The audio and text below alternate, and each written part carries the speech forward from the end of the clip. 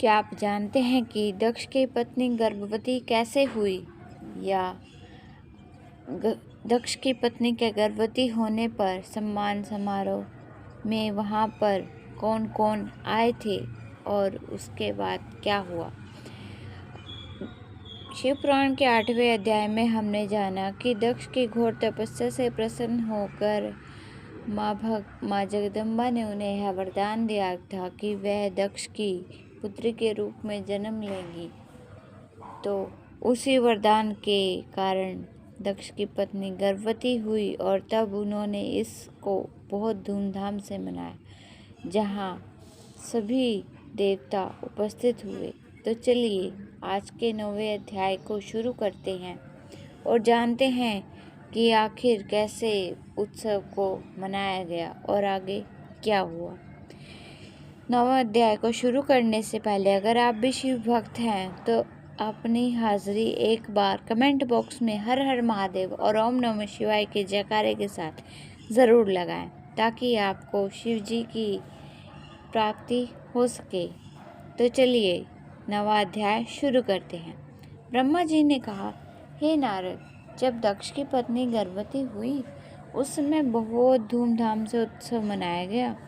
दक्ष ने रीति के अनुसार पूजा की।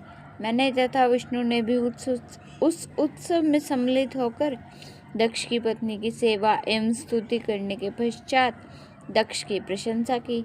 सभी सभा समाप्त होने के पश्चात हम सब लोग अपने अपने लोक को लौट गए। 9 महीने बीतने के पश्चात जब 10वां महीना आरंभ हुआ तब चारों ओर अपने आप आनंद के दृश्य प्रकट हुए। सभी मन में हर्षित थे। आकाश में बाजे बजने लगे। ऐसे परमोत्तम समय भी श्री महारानी जगदम्बा अवतरित हुई। तीनों लोकों में प्रसन्नता भर गई। उस समय कोई मनुष्य दुखी दिखाई नहीं देता था। तब मैं, विष्णु तथा समस्त ऋषि मुनि एकत्र होकर दक्ष प्रजापति के घर गए। अत्यंत प्रसन्नता के साथ बाजे बजने लगे। सब लोग देवी की स्तुति करके कहने लगे, हे शिवा, शिव रानी, तुम संपूर्ण संसार की रानी हो। तुम्हारी महिमा अपरंपार है, जिसका पार वेद भी नहीं पा सके। तुम सबकी माता तथा सबको प्रसन्नता प्राप्त कराने वाली हो। इस प्रकार हम सब विनय करके अपने अपने स्थान को चले गए। जब दक्ष की पत्नी ने अपनी पुत्री का मुख देखा तो उसको हृदय के ज्ञान से आभास हुआ कि यह आदि शक्ति है तथा इसने हमारे यहाँ अवतार लिया है।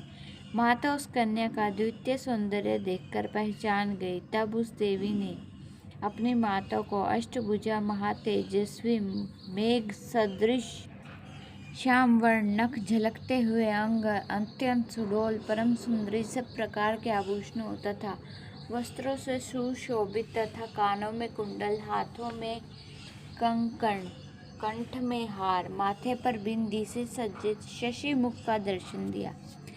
तो 9वें अध्याय से हमने जाना कि 10वें जब माँ जगदम्बा इस संसार में आने वाली थी तब चारों ओर वातावरण प्रसन्नता से भर गया और उनके प्रकट होते ही सभी देवतागण उनकी स्तुति करने लगे और माँ जगदम्बा ने अपनी माता को उनके अद्भुत सौंदर्य का दर्शन कराया। तो आपको यह वीडियो कैसी लगी हमें ज़रूर बताएं और हमारे चैनल को सब्सक्राइब करना ना भूलें और कमेंट में अपनी राय ज़रूर बताएं।